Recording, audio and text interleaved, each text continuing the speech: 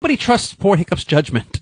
I don't know why. He's usually pretty right, but everybody's just like, stay away. They always want to protect him, but she's the one that's kind of allows him. Like when she finally gets on Toothless, he's trained Toothless. He's flying Toothless. He makes that little tail wing for him so he can fly and balance out. She goes on there, and then as soon as she realizes that, she gives him a lot more credit.